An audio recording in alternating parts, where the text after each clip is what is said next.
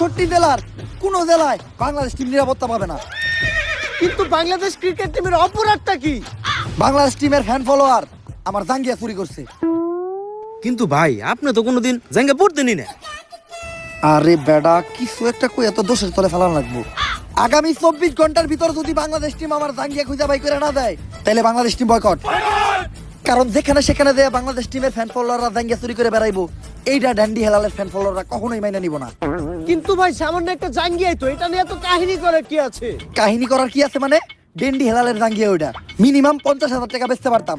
এই যে শার্টটা চাইলে ১ লাখ টাকা বেচতে পারবো। কোনো একদিন দেখবেন নিচের চুল একটা ধরে টান দিয়ে সিরা বেচলাম ৫ লাখ টাকা, রেকর্ড করবো রেকর্ড। কিন্তু ভাই একটা জিনিস বুঝলাম না, আপনার এই মূল্যহীন জিনিসগুলো কিনে কোন ব্যাক কলেরা? এই যে আমার লোকে যে ব্যাক কলের আছে এরাই, এগুলার এক কথায় তুমি আমার সন্তানও বলতে পারো। কারণ এরা আমার কথায় উঠতে গেলে উঠে, বইতে গেলে বহে, চুষতে গেলে চুষে। চুষে মানে? আরে পা চুষে পা।